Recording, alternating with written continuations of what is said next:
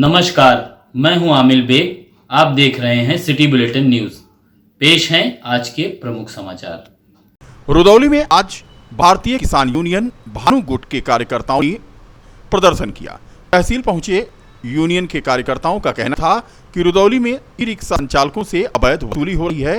SDM को ज्ञापन सौंप करके ई रिक्शा संचालकों से हो रही वसूली को तत्काल बंद कराने की मांग की।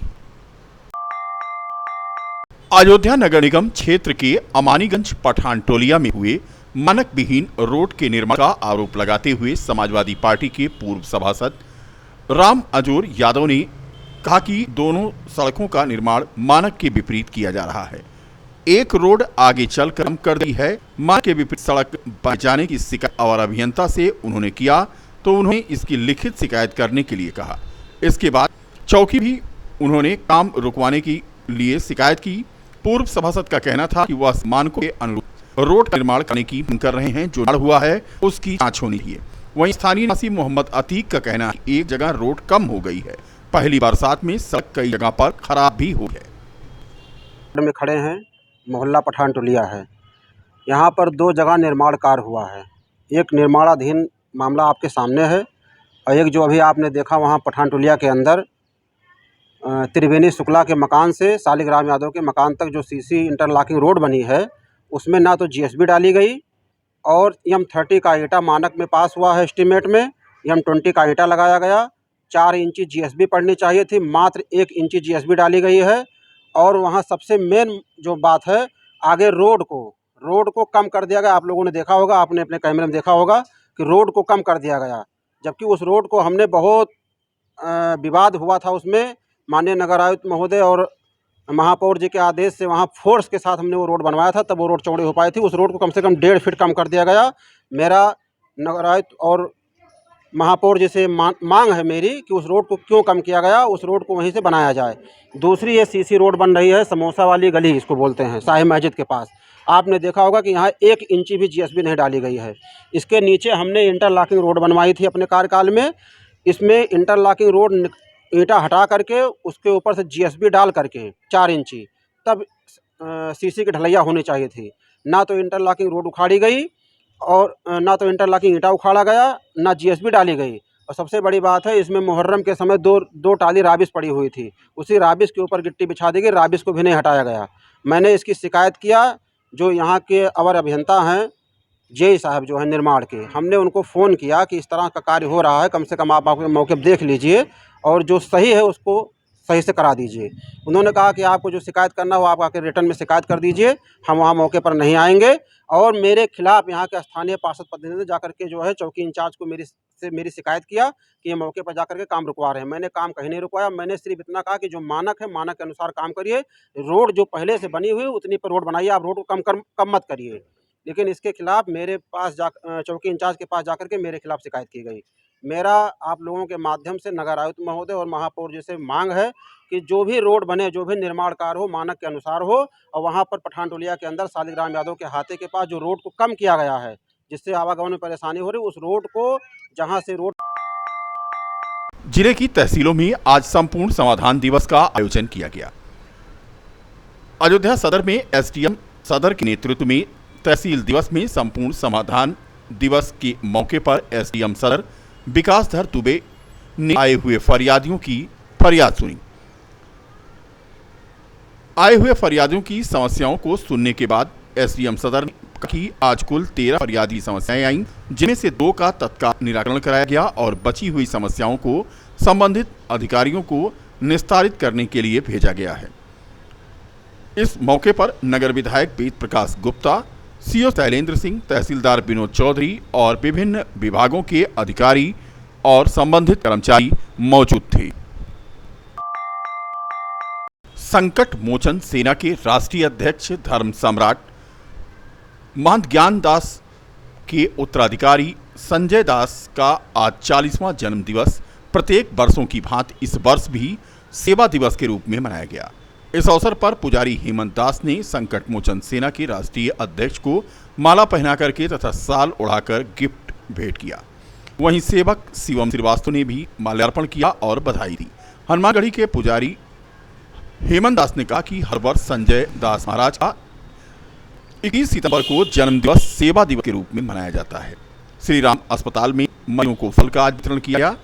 सब्जी मंडी स्थित कार्यालय पर साधु संतों से आज संजय दास ने आशीर्वाद प्राप्त किया तथा संकट मोचन सेना के अध्यक्ष संजय दास से मिलने के लिए आज दिन भर लोगों का तांता लगा रहा।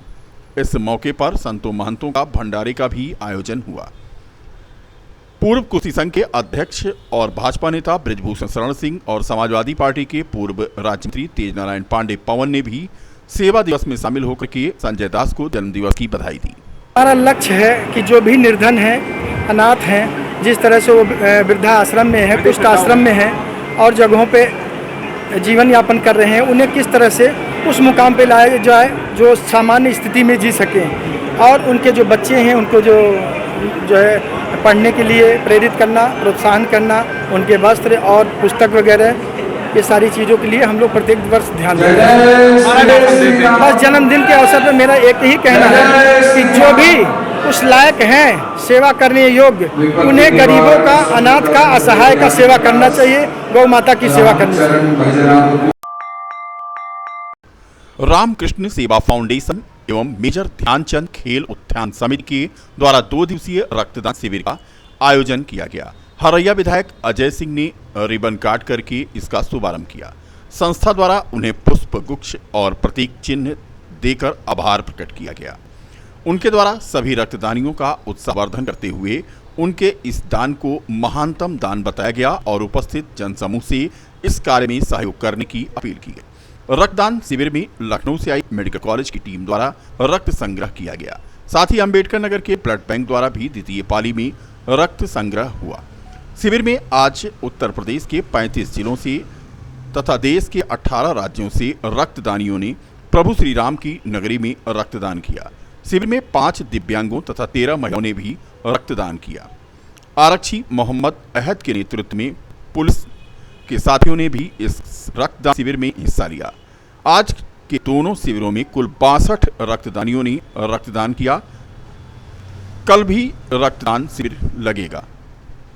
सायंकाल में रक्तदान जागरूकता रैली का आयोजन नाका हनुमानगढ़ी से अवध विश्वविद्यालय तक किया गया है। आज के समारोह की अध्यक्षता सिंगरामऊ स्टेट की महारानी अंजू सिंह द्वारा किया गया। डेंगू से पूरा देश त्राहिमाम है और राष्ट्रीय रक्तदान महोत्सव का उद्देश्य केवल इतना है कि रक्तदान की जागरूकता है। जिस तरह हॉस्पिटल में हमें ग्लूकोज की बोतल मिलती है, उसी तरीके से हर मरीज को ब्लड मिले, इसी संकल्प को लेकर, इस सपने को लेकर हमारा ये रक्तदान महोत्सव हो रहा है। और आज इसमें लगभग 22 प्रदेश के लोग प्रतिभाग किए हैं जो यहाँ ब्लड डोनेट भी करेंगे और लोगों को प्रेरित भी करेंगे। शाम को हम लोग रक्तदान जागरूकता रैली भी निकालेंगे, जिससे अयोध्या के हमारे जनमानस रक्तदान के प्रति और प्रेरित हो सके, यही संकल्प है हमारा। क्या मैसेज रहेगा युवाओं को, क्योंकि रक्तदान के लिए बहुत लोग नहीं आगे आते हैं? रक्तदान करना चाहिए। रक्तदान करने से कोई कमजोरी नहीं आती, बल्कि 6 तरीके से की गंभीर बीमारियों की जांच आपको निःशुल्क हो जाती है और किसी तरीके से कमजोरी नहीं आती। मैं एक प्रत्यक्ष उदाहरण हूँ, 49 बार ब्लड डोनेट अभी तक कर चुका हूँ। अगर आपको लगता है कि 42 साल की अवस्था में कहीं हम अस्वस्थ हैं तो मत करिए। अगर लगता है कि हम स्वस्थ हैं, फिट हैं, तो आप सब ब्लड डोनेट। किसान समस्याओं को लेकर के भारतीय किसान यूनियन जनपद इकाई द्वारा आज सोहावल तहसील परिसर में किसान महापंचायत का आयोजन किया गया। महापंचायत में एसडीएम खंड विकास अधिकारी ने पहुंचकर बिंदुवार समस्याओं को सुना तथा समाधान का आश्वासन दिया। इसके पूर्व पेयजल की मांग को लेकर भारतीय किसान यूनियन के कार्यकर्ताओं और पदाधिकारियों ने मुख्य गेट को बंद कर दिया और अधिकारियों के आवागमन पर रोक लगा दी। इसके बाद नगर पंचायत द्वारा 1 टैंक पानी उपलब्ध कराने और जिलाधिकारी एसडीएम की आग्रह पर किसान पुनः पंचायत स्थल पर बैठे और एसडीएम से लंबी वार्ता के बाद सशर्त आश्वासन के बाद किसान महापंचायत समाप्त करने की घोषणा की। 27 सितंबर को कारसेवकपुरम में अशोक सिंघल की 98वीं जयंती के उपलक्ष्य में अशोक सिंह फाउंडेशन द्वारा चतुर्थ निःशुल्क कृत्रिम अंग प्रत्यारोपण एवं सहायता उपकरण वितरण शिविर का आयोजन होगा। शिविर में असहाय दिव्यांगों को कृत्रिम हाथ पैर, कैलिबर, तिपहिया, साइकिल, श्रवण यंत्र, बैसाखी आदि निःशुल्क प्रदान किया जाएगा। कारसेवकपुरम में आयोजित पत्रकार वार्ता के दौरान श्री राम जन्मभूमि तीर्थ क्षेत्र ट्रस्ट के महासचिव तथा विश्व हिंदू परिषद के उपाध्यक्ष चंपत राय ने यह जानकारी साझा की। चौथे वर्ष यह कार्य फिर से होगा। 5 दिन का शिविर 27 सितंबर से 1 अक्टूबर। 27 सितंबर अशोक सिंघल जी का जन्मदिन है। जन्मदिन से शुरू करते हैं। कृत्रिम हाथ, कृत्रिम पैर दोनों लगाने का काम होता है। बैसाखी,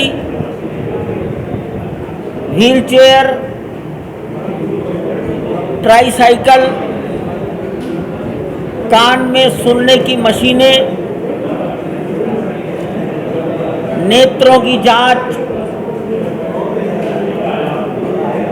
ये 3 वर्षों तक चली है।